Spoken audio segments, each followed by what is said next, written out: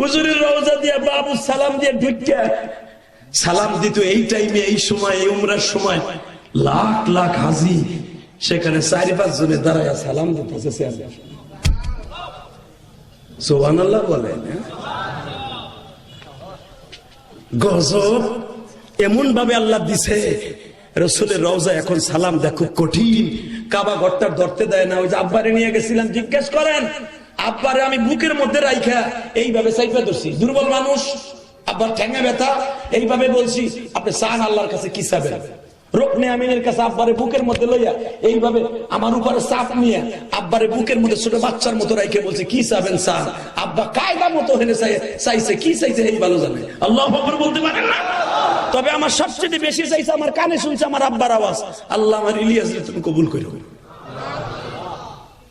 হে মুসলমানের পোলা, কেন বলছি জানো? আমি ইলিয়াসুর রহমান যদি তোমার আত্মীয়, চাচতো ভাই, মামাতো ভাই, খালতো ভাই, কোনো না কোনো আত্মীয় হবো, অথবা তুমি আমার খেলার সাথী। এখানে এমনও লোক আছে, এখানে এমনও লোক আছে আমি চেহারা দেখতেছি, সেও আমার দেখতেছে, মনে করছে আমি তার চিনি না। এমনও আছে যে আমি একটা টেন্ডেস্টা সারার লাগিয়া ওই নুরুজ্জামান মেকানির কাছে অন্তত 50 বার আইছি। আলহামদুলিল্লাহ বলেন না কেন? হেতো বয়ে বয়ে অসন্তাস আমি দেখতেছি। হালাকি আমি ইলিয়াসুর রহমান জিহাদি একটা টেন্ডেস্টা লইয়া 50 বার আইছি তার কাছে। হে মুসলমানের পোলা, আমি কি ইলিয়াসুর রহমান জিহাদি হয়েছি দিকে আমার আত্মীয় স্বজন ভুলে গেছি? না, যদি আপনি আপনাকে ভুলে যাই আমি আল্লাহরই ভুলে যাব। কথা বলেন না কেন? আমার বিশ্বনবী মক্কার থেকে মদিনায় যাওয়ার পর এলাকার মানুষ ভুলে গেছে? শোনেন তাহলে, এরপর ওমরের বাকি কথাটা শুনি। আল্লাহু আকবার বলতে পারেন না?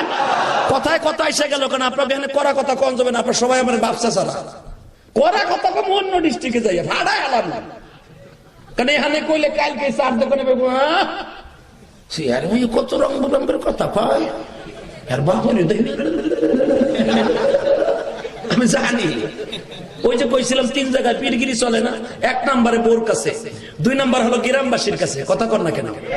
তবে আপনারা আমার ভালোবাসেন, এটা আমি বুঝে আলাইছি। কেন জানেন? আমি ইলিয়াস আইসি আপনাকে গেছে, আমি ভাবি নাই যে এত লোক হইব, আমি কল্পনা করি নাই, আমি ভাবি নাই যে দুই পাশের রাস্তা ব্লক হয়ে যাবে, আমি কল্পনাও করি নাই।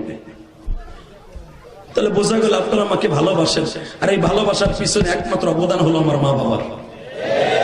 কথা বলেন না কেন?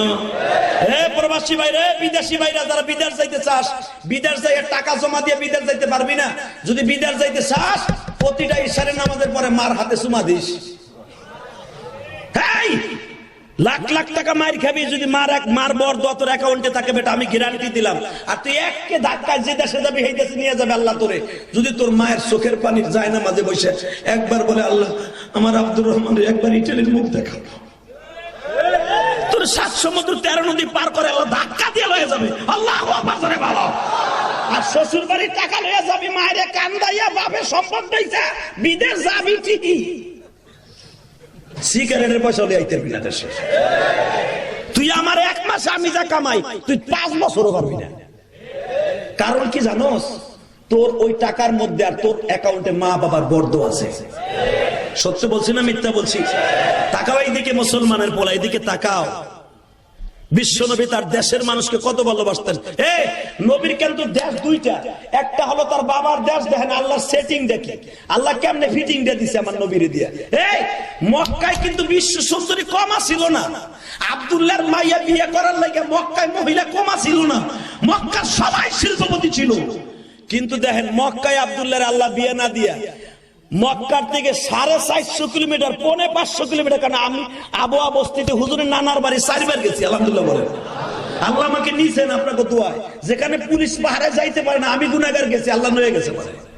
বুকে সাহস ছিল, আরবি তো কথা বলতে পারছি, আল্লাহ আমার লয়ে গেছে। আমার বাঙালি ভাইরা আমার লয়ে গেছে। আলহামদুলিল্লাহ বলতে পারেন না?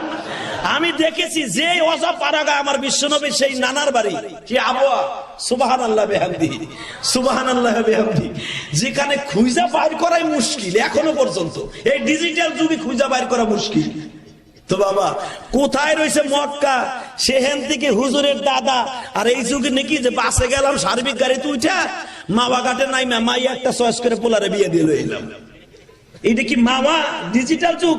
ওই যুগে মাইয়া 1 কেজি 1 কিলো রাস্তা খুঁজা বাড়ি বাইর করা অনেক কঠিন। সেখানে 450 পৌনে 500 কিলোমিটার রাস্তা এসে আমেনার বাপের সন্ধান পায় আব্দুল্লাহর বাবা আব্দুল মুত্তালিব। কি মনে করলেন আপনি? এই খেলার পিছনে রেফারি কে? আল্লাহ।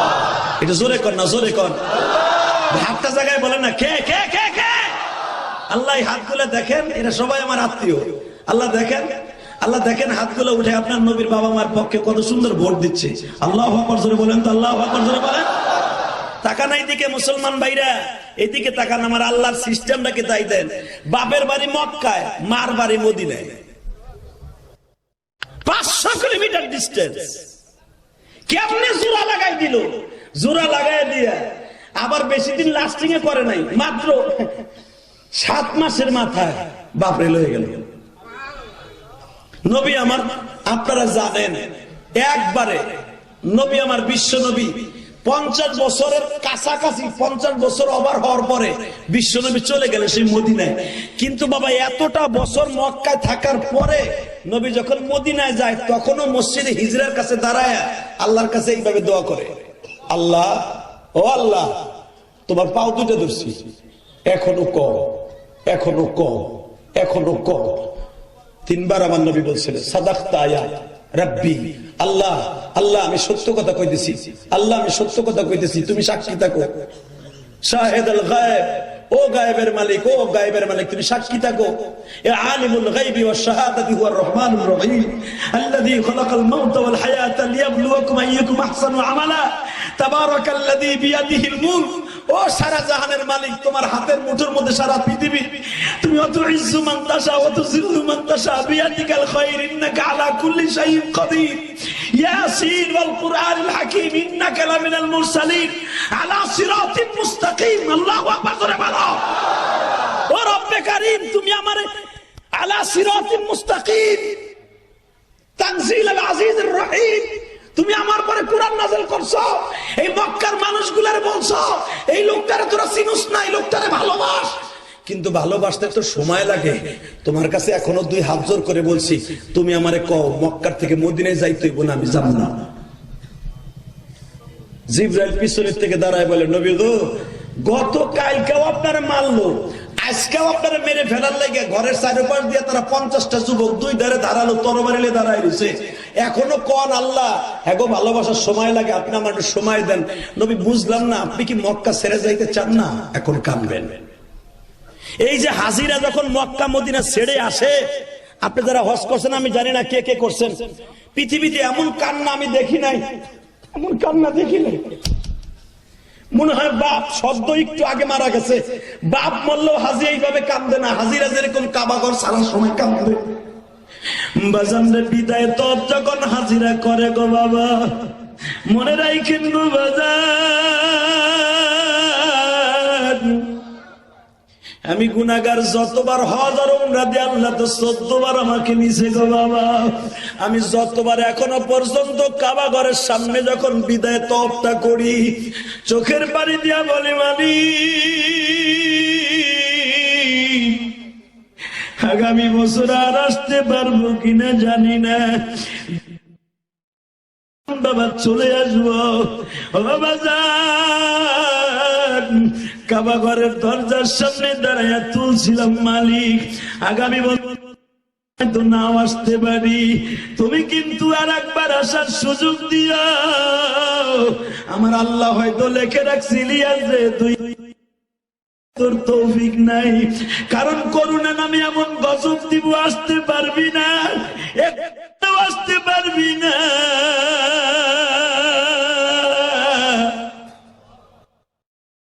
হজ কপালে আছে কিনা তাও জানি না গো বাবা। শুধু মনে রাখবেন, যারা জীবনে হজ করতে গেছেন, আমি আজকে দোয়া করে যাই, আল্লাহ আমাদের এই আত্মীয় স্বজনকে একবার মক্কা মদিনা দেখাও গো মালিক। কারণ আমার নবীও কাবা ঘর ছাইরে যাইতে চায় নাই। ফিহি আয়াতুম বাইনাতুম মাকামু ইব্রাহিম ওয়া ইয ইয়ারফাউ ইব্রাহিমুল কওয়াইদা মিনাল বাইতি ওয়া ইসমাঈল।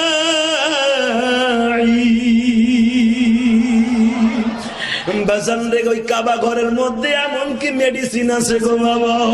যারা আমরা অথবা হজ করছেন জিজ্ঞেস করে দেখেন, হাজি 40 দিন পর্যন্ত শুধু মসজিদে যাইয়া ফুপাইয়া ফুপাইয়া কান্দে।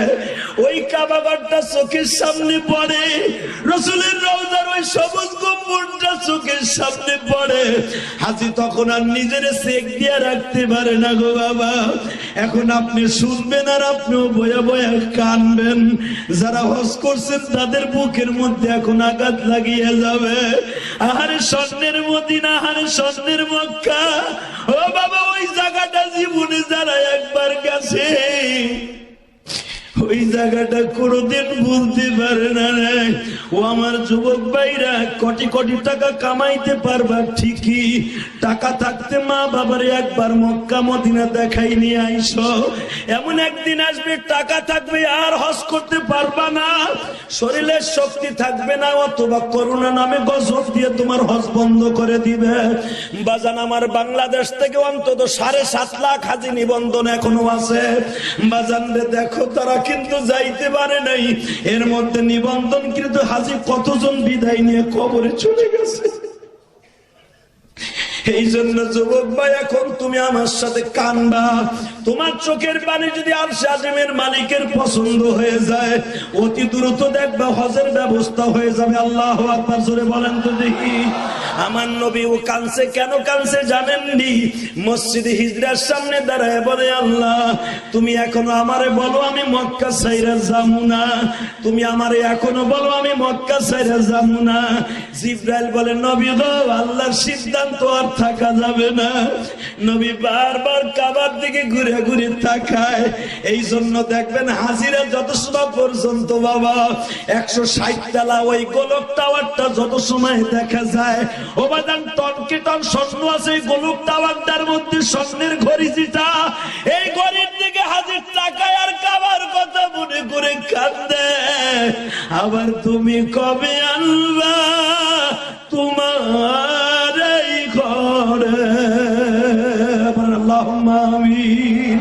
বাজান রে, ওই গোলক টাওয়ারটা যত সময় পর্যন্ত দেখা যায়, কারণ 30 কিলোমিটার দূরের থেকে স্বর্ণের ঘড়িটা দেখা যায়। যেই ঘড়িটা যেখানে লাগানো, এই জায়গাটাই ছিল আবু বকরের বাড়ি গো বাবা। মারহাবা কোন, আরো জোরে কর। 2.5 টন স্বর্ণ ওই ঘড়িটায়। কি মনে করলা তুমি? কি মনে করলা পৃথিবীর ভিতরে 7টা আশ্চর্য ধারণার মধ্যে একটা আশ্চর্য? আলহামদুলিল্লাহ বলতে পারেন না? এ মুসলমানের পোলা, এই ঘড়িটা যত সপদ 2 নয়নের চোখে আসে। হাজির গাড়িটা যখন জিদ্দার দিকে রওনা দেয়, বাবা একবার যাইয়ে দেখেন সত্য না মিথ্যা। চেয়ারম্যান সাহেব গেছেন না, জিজ্ঞেস করতে পারেন। এই বাসের ভাগ দিয়া এইভাবে তাকায়, ডাইনে তাকায়, বামে তাকায়, দেখি ওই ঘড়িটার চান্তারাটা দেখা যায় কিনা। ওই চান্তারাটা দেখা মানে আমার আল্লাহর ঘরটা ওকে নিয়েছে। বাজান, আমার দিকে তাকান, সময় কিন্তু কম গো বাবা। শুধু চোখের পানিতে আল্লাহর কাছে দোয়া করেন, এক ধাক্কা দিয়ে আল্লাহ মক্কায় নিয়ে যাবে। আল্লাহুম্মা আমিন বলতে পারেন না? বিদেশে তোমরা জাগবার প্রবাসী যারা আছো, এই নিয়ত করে ইতালি যাবা, এই নিয়ত করে কুয়েত যাবা, এই নিয়ত করে সিঙ্গাপুর যাবা। আল্লাহ, বাংলাদেশে যেই টাকা দিয়ে বিদেশ যাইতেছে, এই টাকা দিয়ে ব্যবসা করলে লাভবান হবো জানি, কিন্তু আল্লাহ বিদেশ যাইতেছি হজে যাবো। ঘরের জানালা কাটতাছি, বাতাস খাবো, এই নিয়ত না। আজান শুনবো, বাতাসও খাওয়া হবে, জানালা আজানও সওয়াব হবে। কথা বল না কেন? বিদেশ যারা যাবি কপাল পরে কেললে গে, তো কপাল হজায় না কাবেটা হবে না কা? লাখ লাখ টাকা কামাস, হজ যাইতে পারস না, নিয়ত করে যাবি। যখন পাসপোর্ট করবি, আল্লাহ আমি বিদেশ থেকে টাকা কামাই আমার মা বাবারে আমি সহ হজ করবো। যদিও তুই হজ না করে মারা যাস, প্রবাসী ভাইরা আল্লাহ তাকে হাজি করে ডাক দিল। আল্লাহু আকবার বলতে পারো না? আল্লাহু আকবার জোরে বলো। এদিকে তাকাও। আমার নবী গেলেন মক্কায়। মক্কায় যাই কি মদিনার কথা ভুলে গেছে গা? না, 17টা মাস বাইতুল মুকাদ্দাস কি কিবলা বানায় আমার নবী নামাজ পড়ছে। এই 17টা মাসই নবী মদিনায় গেছে ঠিকই, বাইতুল মুকাদ্দাসকে কিবলা বানায় নামাজ পড়তে তার টেস্ট লাগে না। 17 মাসের ভিতরে জোহরের নামাজ পড়তেছে, যেখানে হাজিরা ঘুরে 2 কিবলার মসজিদ বলে। 2 রাকাত হইছে, বাইতুল মুকাদ্দাসের দিকে ধীরে হুজুর পড়তেছে। আর 2 রাকাত নামাজের মধ্যেই আল্লাহ বলে ফাওয়াল্লি ওয়াজহিক শাতরাল মসজিদুল হারাম। নবী আর আপনার মনে দুঃখ দেব না। এতদিন বাইতুল মুকাদ্দাসের দিকে ফিরে বলছিলেন, আজ থেকে সোজাসুজি আপনি সোজা ঘুরে আপনার মায়ের দেশের দিকে ঘুরে যান। অর্থাৎ আপনি বাইতুল মুকাদ্দাস এখন থেকে কিবলাবাদ হেরেমের দিকে ঘুরে যান। বাজান রে, যখন আমার নবী 2 রাকাত নামাজ বাইতুল মুকাদ্দাসে পড়ছে ভালো লাগে নাই। ও বাজান, 17 মাস পরে যখন আমার নবী হেরেমটাকে সামনে নিয়ে যখন নামাজ পড়তাছে, আমার নবীর যে কত আনন্দ বাজান। নামাজটা শেষ হওয়ার সাথে নবীর সাথে যারা সাহাবীরা ছিলেন এরা বলে, হুজুর বুঝতে পারলাম না, নামাজের মধ্যে আপনিও ঘুরে গেছেন, আমরাও ঘুরিয়ে গেলাম। কারণ নবী নামাজ পড়তেছিল বাবা পূর্ব দিকে, হঠাৎ করে নবী ওই নামাজের মধ্যেই ঘুরে গেছে পশ্চিম দিকে। জোরে জোরে জোরে জোরে জোরে নামাজের সালামটা ফিরাইয়ে আমার নবী হিহি খিলখিল করে মুস্কি মুস্কি হাসতাছে আর আল বলতাছে, ও আল্লাহ, আল্লাহুম্মা রহমনা ওয়ারযুকনা ওয়াহদিনা। জোরে করে মারহাবা। আল্লাহ রিজকে বরকত দেন, সবাইরে হেদায়েত দেন। আমার মনের আশা পুরো হয়ে গেছে আল্লাহ। আমার নবীর আওয়াজ শুনিয়া সাহাবীরাও হাসে।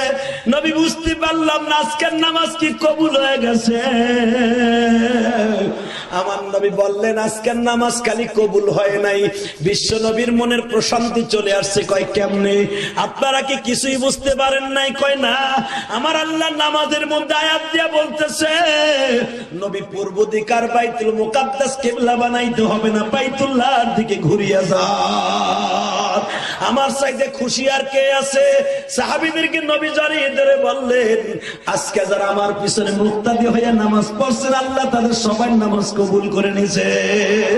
আর এর বাদৌলাতে যারা নামাজ পড়ছেন তারা সবাই জান্নাতি। আপনার কষ্ট হইতেছে? আর মাত্র 10 মিনিট কথা বলবো। হ্যাঁ, আর নামাজ আছে তো আমার দিকে? তা ঠিক আছে, ঠিক আছে, আমার দিকে শুধু চায়া থাকবেন, ওঠা বসা করবেন না, নামাজ এখানেই হবে ইনশাল্লাহ। বলেন বাজান রে, আমার নবী চলে যায় কি মক্কার কথা ভুলে গেছে না? কেন এই কথাটা বলছে? আমি ইলিয়াসুর রহমান জিহাদি বলেন আর যাই বলেন, আমি কিন্তু এমন কোন রাত নাই, এমন কোন দিন নাই, এমন কোন রাত নাই, দিন নাই। বাবা, রাত্রেও এখন প্রোগ্রাম করা লাগে, দিনেও করা লাগে। রাত্রেও যেরকম লোক হয়, জোহরের পরে সে একই রকম লোক হয়। যখন বাটি অঞ্চলে যাই, সেই রংপুর, দিনাজপুর, ওইখানে তো দিনের রাতের বেলা দেই না, খুব সিরিয়াস, পাহাড়ি অঞ্চল, বর্ডার এলাকা, তখন ওই সময় দিনের বেলা দেই। দেখি কি রাতের সাইডে দিনে আমার ওয়াজে বেশি লোক হয়। সুবহানাল্লাহ বললেন না? তখন আমি ভাবি, ওইখানে যে কি আমি ভুলে যাই আমার কথা? না, আমি আমার গোপালগঞ্জের কথা টেবিলে থাবর দিয়ে বলি যে আমি আমার গোপালগঞ্জ অর্থাৎ আমার বৃহত্তর ফরিদপুরে 3টা সিংহপুরের জন্ম নিয়েছে। একটা হলো পদ্মা মেঘনা যতদিন রবে বহমান, সকলের অন্তরে থাকতে হবে বঙ্গবন্ধু শেখ মুজিবুর রহমান। আমি বঙ্গবন্ধুর চাইতে বেশি হাইলাইট করি যাকে, তার কথা শুনলে আপনার অন্তরে ভালো লাগবে। মুজাহিদে আজম আল্লামা শামসুল হক ফরিদপুর। আল্লাহু আকবার, জোরে বলো মুসলমানের বলো। আইয়ুব খানকে বলেছিল, আইয়ুব খান তুই পাঠান কা বাচ্চা, ইয়া মুসলমান কা বাচ্চা, কথা বি সচ্চা, জীবন চাকাচ্ছা, ইসলামের বিরুদ্ধে, কোরআনের বিরুদ্ধে, আল্লাহর বিরুদ্ধে একটা আইন পাস করবি, তোর মাথা টাক ফাটায় দিব। এই বাংলার মুসলমান, গোপালগঞ্জের মুসলমান, আল্লাহকে দেখায় দাও। কোরআনের বিরুদ্ধে, ইসলামের বিরুদ্ধে যেই কথা বলুক, হোক আমার দলের লোক টাকলু। আস্তে কথা কইলে বেড়া ডায়াবেটিস হইব। দল যেটা মনে চায় সেটা করবো। ইসলামের বিরুদ্ধে কেউ কথা বললে ওর বিরুদ্ধে আমার জুতা নিয়ে সামনে দাঁড়াই যাবো। কাকে রাজি আছো? 2 হাত তুলে বেড়া আল্লাহকে দেখায় দাও।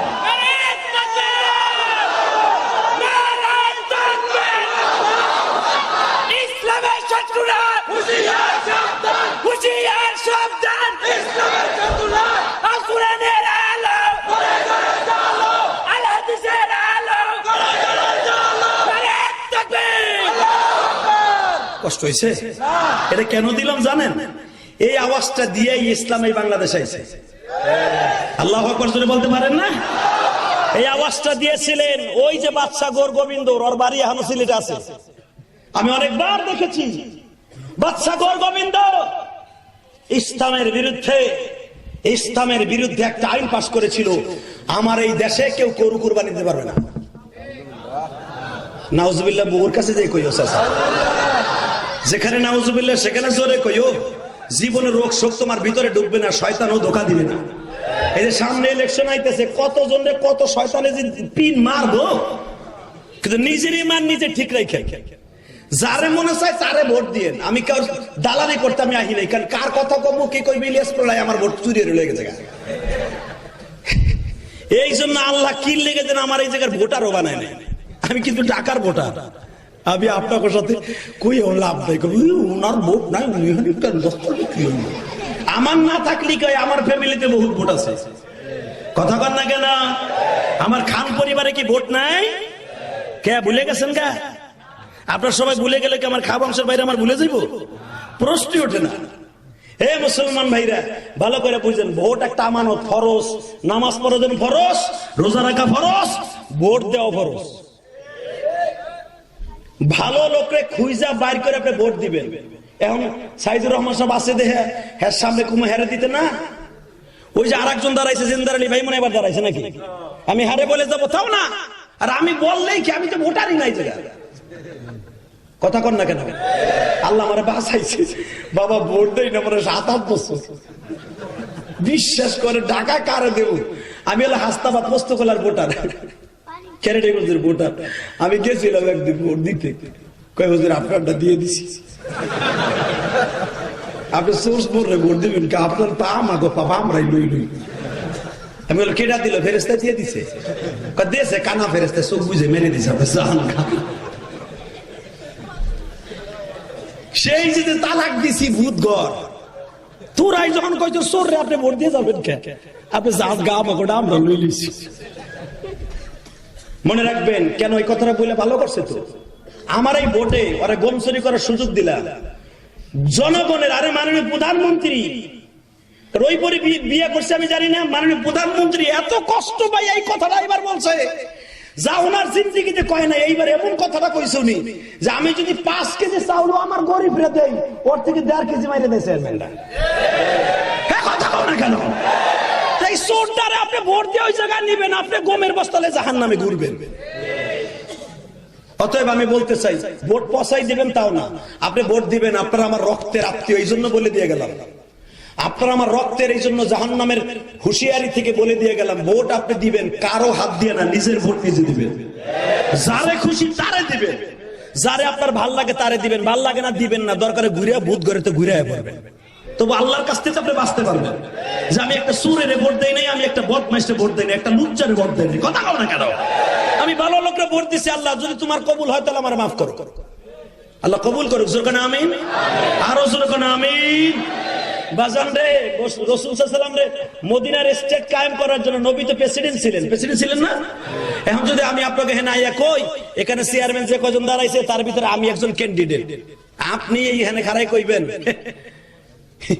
আগে শুনছিলাম মুয়াজ্জিবের ওয়াজে যাইতেন ঠিকই, হ্যাঁ রে বলে চেয়ারম্যানের একটু শখ জাগছে। কথা বলেন না কেন? হালাকে পৃথিবীতে যত নবী দুনিয়া আসছে সব নবী প্রেসিডেন্ট ছিলেন।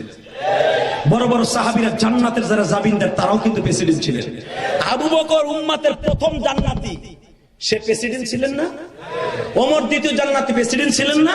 কিন্তু ওই যুগ আর এই যুগ, আমি ইলিয়াস রহমান জিহাদিও যদি চেয়ারম্যানের গদিটা পাই আমারও ইমান আমার ঠিক থাকবে না। এই জন্যই ছাতা মাথার ভিতরে জীবনও জিহাদি যাবে না। আলহামদুলিল্লাহ বলতে পারেন না? শুধু একটা কথা বলতে চাই, মুসলমানে পোলা ইমানত আমানতের সাথে আপনি ভোট দিবেন, আল্লাহর কাছ থেকে আপনি মাপ পেয়ে যাবেন। বাজানরে বিশ্ব নবীরে ভোট দিছে, ওই জামানার ইহুদি নাসারারাও ভোট দিছে গো বাবা। আমি কেন বলছি ভালো করে বুঝছো গো বাজার। একজন ইহুদি মহিলা বিশ্ব নবীর কাছে এসে দাঁড়ায় বলে, নবী গো আমি কিন্তু মদিনায় ইসলাম কবুল করি নাই। কয় ভালো? নবী কয় ভালো। আবার বলতেছে আমি কিন্তু আপনার মনে মনে ভোট দিছি, আপনি মদিনার প্রেসিডেন্ট হন। নবী কয় ভালো। একটু পরে বলতেছে, নবী আপনি দুটোটাই ভালো বললেন কেন? এই ভালো দুই ভালোর মধ্যে পার্থক্য কি? আমার নবী বলে, আপনি যে কাফের হয়ে আমার কাছে আসছেন, আমার ব্যবহারটা কেমন দেখলেন? বলে আপনার মতো ব্যবহার পৃথিবীর কোন মানুষের হতে পারে না, আমি এই জন্যই বলছি ভালো। এইটাই মুসলমানের চরিত্র। তুমি অন্য ধর্মের বিদায় অন্য দলে কপালের বিদায় আমি তোমারে খারাপ বলবো, হতে পারে না। তুমি আমারে ভোট দাও না, এটাও হতে পারে না। আবার বলছি ভালো, আপনি আমারে ভোট দিয়েছেন, এই দিক দিয়ে বলছি ভালো। কেন জানেন? কেন বলে, আপনি যে আমি মোহাম্মদকে ভোট দিয়েছেন, কারণ আমি আল্লাহ আমারে ঘোষণা দিছে, লাকাদ কানা লাকুম ফি রাসূলিল্লাহি উসওয়াতুন হাসানাহ। আল্লাহ আমারে বলতেছে, কুল ইন্নী রাসূলুল্লাহি ইলাইকুম জামিআ। আল্লাহ যারে ভোট দিছে, আপনি ইহুদি হইয়াও আপনারা আমারে ভোট দিছেন, এই জন্য এটাও ভালো। ওই আল্লাহ এখনো আছে না নাই? জোরে বলেন, আছে না নাই?